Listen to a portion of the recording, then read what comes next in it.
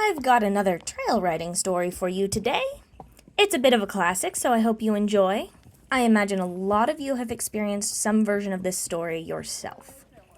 I was taking a student for a trail ride on her new horse, Aurora. This mare, a lovely spotted draft who had experience as a police horse, was an even keel and unfappable creature. She had experienced just about everything under the sun, and I felt confident she would take care of her rider, who was a bit timid and anxious. I rode Rojo, who primarily helps me with the lessons like these. He makes an excellent trailhead, generally excited to meet people and bikes and dogs, not bothered by water crossings or bushes. I didn't expect us to have any problems that day. I was even hoping to let my student experience one of her first canters up a hill on the Pipeline Trail.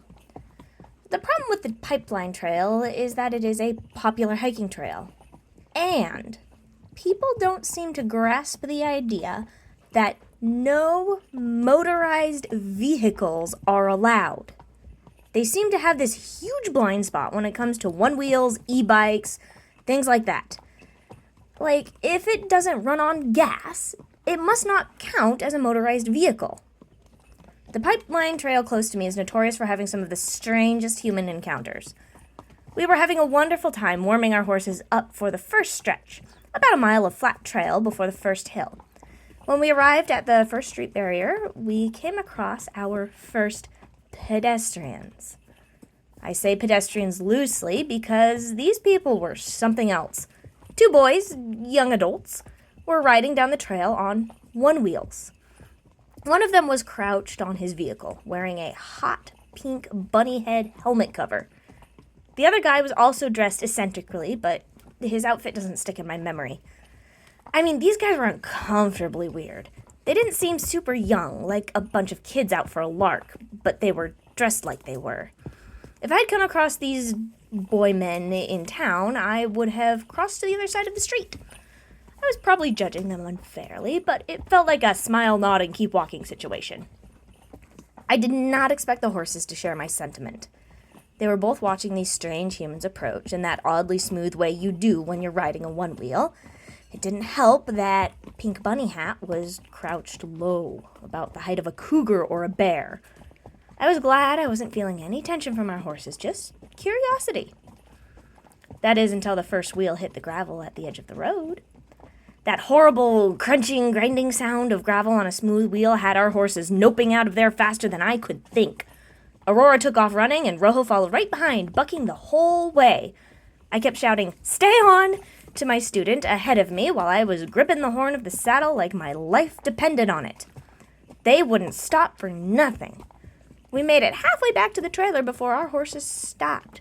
They were heaving, we were trembling. We both got off to feel the steady ground beneath our feet and steady our nerves a little bit. Adrenaline is a powerful force. And there they were, the miscreants who had scared our horses in the first place. Turns out they had been following behind us the whole time to make sure we would be all right, which means they had been chasing our terrified animals for about half of a mile.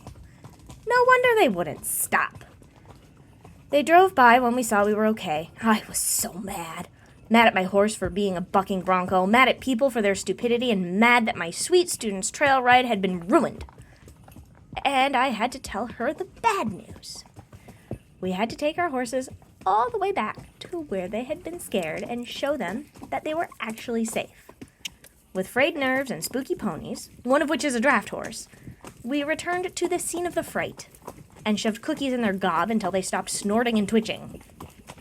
I convinced my student to get back on her horse. Hoisting her onto the 17-hand draft was a bit of a feat, but we managed. Neither of us wanted to walk the mile back. We made it back to the trailer where my student's wonderful parents were waiting for us and went over the whole ordeal. Her mom had said she'd seen them drove by and also thought they were really weird. It was a ride we survived.